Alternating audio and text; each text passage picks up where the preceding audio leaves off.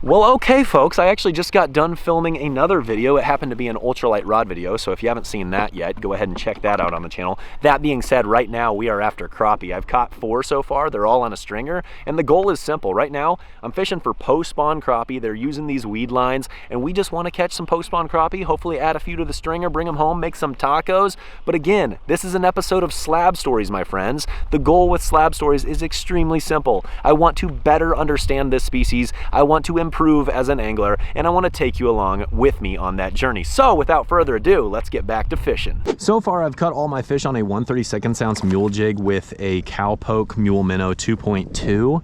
I figure I might as well just keep fishing that because it's working. So if you watched the last video, I'm currently set up on an area that I think these fish are using in the post spawn. I think they spawned up here in this area, and there's this little weed drop off right here, and it's coming off of a little bit of a micro point. And it seems like these fish are just kind of chilling right here. They're anywhere from about 6 to 10 foot of water. And I've just been slow drifting this little plastic down the edge, watching my line and feeling my line. And if it ticks, I set the hook. It's that simple, my friends. I'm excited for my dad to come back up again. He should be here this summer, so I have full intentions of making a nice little taco dinner. And today we have to just get a couple more for the freezer, because it would be nice to be able to offer that dinner up to more than just me and my dad. I'm not sure if my wife's gonna have a bunch of interest in it, but you know, we're gonna make an offer at the bare minimum, and that's another slab. Ooh, baby, ooh, baby. That's actually a pretty good one. That right there is a nice little keeper. And that's exactly what we're talking about right there. Post-spawn crappie, stacked up on the weed line. You know, as I mentioned, this is actually a relatively simple way to fish. So you find that weed line, you cast up there, you keep your line kind of like semi-slack. You don't want it to be super slack, because that wind is coming down here. It's gonna push it a little bit, and you wanna be able to detect those bites. So you try to keep like right there, like that fish was running with it. That actually might be a pretty decent one. Yeah, they're all similar in size. They're all very respectable fish. Very nice keeper size crappie right here. There's one. I came right back up on top of the point, used the horsefly, and this one ate it. Can't hurt to try experimenting with color, especially I feel like with crappie, they get so finicky with color sometimes. And you know, my confidence color, like I said, really is Dakota Sunrise. I just like that purple and pink. All right, well, that 1/64 ounce mule jig with the horsefly obviously caught me 1 crappie, but I just have a little bit more confidence in the Mule Minnow. It seems like they were really liking that. On top of that, just a little bit heavier jig head allows me to cover just a little bit more water with the fact that we've got this wind. It's not too windy right here, but it's just enough to where having just a little bit more weight makes it a little easier to get it down to the strike zone quicker. Because of the overcast skies today and the fact that it's just a little bit cooler out, something tells me they're not really using the docks as much. There's one. Oh, snap. There are a couple on docks, and in fact, that actually might be my best crappie yet. All right. And how about that? Yeah, he choked it. He freaking choked it. Okay, so my crappie over here have gotten plenty of rest, so I'm gonna come back over here, loop around, face into the wind, and I'm gonna cast up on him and see if we can catch a few more.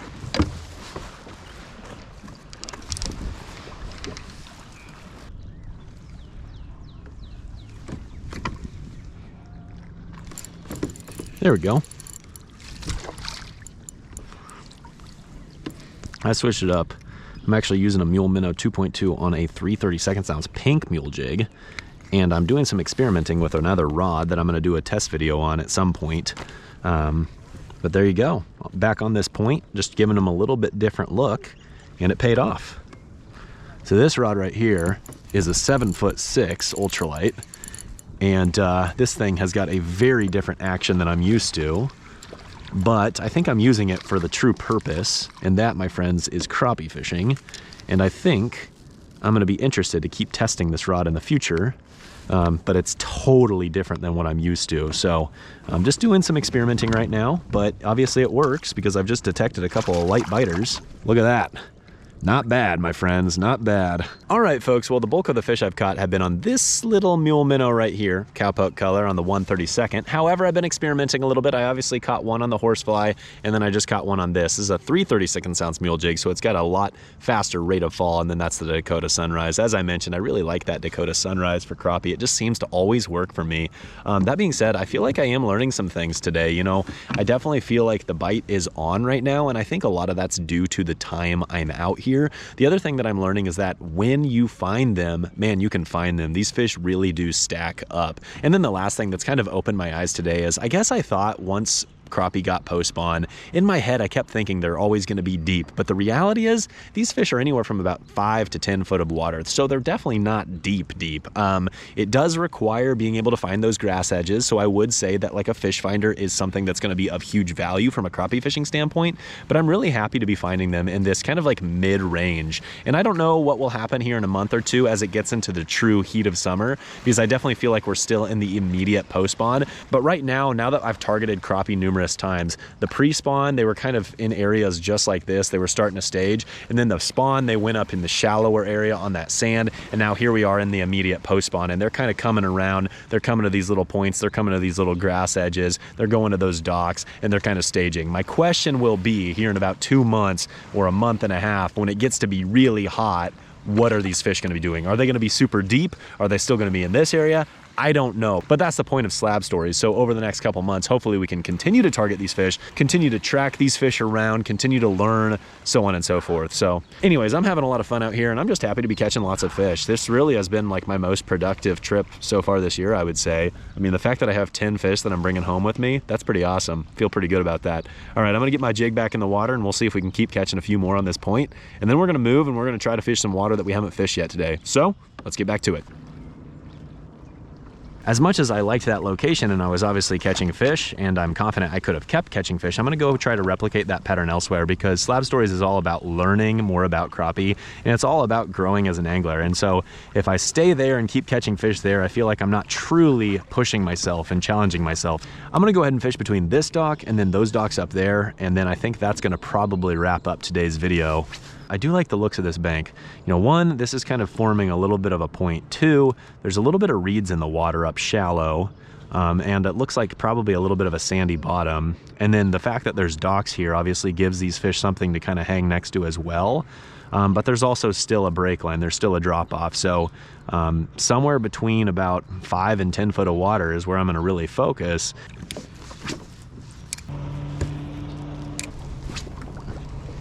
There's got to be a few crappie down there. I just don't understand if there's not.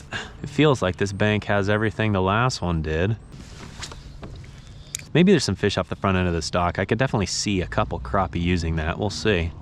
Oh, there's a fish. That might be a crappie. That might be a crappie. Hey-oh, it is a crappie. Sweet. And you know what? As much as this fish looks like a great keeper, I'm actually going to turn this one loose. There's definitely some fish down there suspended right off the bottom. Those are a little more isolated. I'm gonna go ahead and drop my bigger, heavier jig down there. Those could be crappie right there, because that does not look like the bluegill I've been seeing. I'm just gonna kind of like tight line that down there. It's totally a different way to fish when you're using a 3/32 as compared to a 1/32, because the rate of fall is so different, and you have to fish it just a lot differently. You have to keep your rod tip position. There's one right there. He ate it on the fall, and that's another nice crappie. Actually, that's one of my better ones, I think. Yeah, what I was saying is, you know, whether you're using a 3/32 or a 1/32 ounce jig, yes, there's a lot of similarities, but there's a lot of differences. I have had to fish this completely different. Yeah, this is probably my best fish of the day. I know I said I was gonna call it quits at 10 fish, but man, it's awful tempting to keep this one. You know what though? I'm a man of my word. I'm gonna let this fish go. It's a nice little chunky one. That'd be a great keeper right there. And you'll love to see it. See you, buddy. That one was just a little bit deeper, I think. Maybe more like 12 or 13 foot of water. But I was using that 3/32 ounce jig, and all of a sudden I realized that my line wasn't sinking anymore, and he had it. But what I was saying is, you know, this 3/32 ounce jig, you know, while it's a mule jig just like that 1/32, they just have a totally different rate of fall. It requires really a lot different way to fish it. You have to keep that rod tip a little bit higher, and you really got to watch your line, because that jig's going to get down there to the bottom a lot quicker, and it's just gonna be a lot more of a sinking presentation as compared to a drifting presentation, if that makes sense. This one is a lot more of like a pendulum motion. It's a lot more of a dropping technique. Dadgummit, I just missed one. As compared to a drifting technique. There's one. Dadgummit. Cut me some slack right here. I'm still getting used to this rod.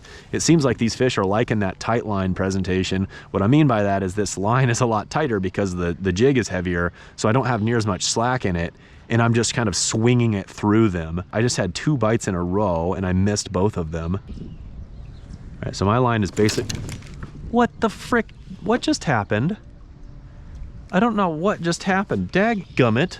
So my braid just like straight up snapped. I don't know if that broke at the leader. I went to set the hook. I definitely just had a bite. That was super weird. I better cast the 1/32 ounce up there and just see if I can't catch a fish. Man, this is cool. This has got me motivated to come back out and do some more slab stories, because this last bite that I've discovered is very interesting and intriguing to me. And I would love to stay out here on these fish, but sadly, I just don't really have the time, and I want to go back and hang out with my wife to end my day. Well, I'm going to say that's the last fish of the day. I have 100% confidence that there's still a school of fish down there that are just waiting to be caught, but I think I'm going to save those fish for another time. You know, we caught a lot of fish this class right here, 9 to 10 inches. Nothing all that big, but a great time nonetheless. I tell you what, I'm actually really proud of myself for today's trip. I don't know a whole lot about post-spawn crappie, but I was able to figure out quite a few fish, and not only that, I was able to replicate my pattern, and that felt really good. Today's bait of choice was the Mule Minnow 2.2. You know, the cowpoke color on the 1/32 ounce green pumpkin mule jig was definitely the one that caught me the most fish. However, there towards the end, that Dakota Sunrise 2.2 on a 3/32 ounce mule jig actually was a really good play as well. I think I'm going to do a lot more experimenting with that tight lining technique, really just basically just like penduluming my jig through the fish with a little bit heavier jig. That being said, for those of you who don't know, Mule Fishing is my company. I own Mule Fishing, and I developed this really for a couple of reasons. Number one, I didn't really feel like the ultralight fishing market was taken care of. Number two, there wasn't very many plastics out there that did this, that were small enough for multi-species and ultralight fishing. So I'm really pleased with the Mule Minnow. I'm so happy with how it's been working for crappie fishing, but also other species as well. And I just truly appreciate you guys' support. You know, mule fishing has really grown a lot, and it's really thanks to all of you. So thank you very much from the bottom of my heart. I'm really pleased with this company, and I'm excited to see where it can go in the future. And I know that we're gonna make things happen because of all of you. You guys are truly incredible, and I cannot thank you enough. With that being said, thank you so much for watching Slab Stories. We've got more episodes in the works. I cannot wait to get back out here and do this again. We'll catch you next time.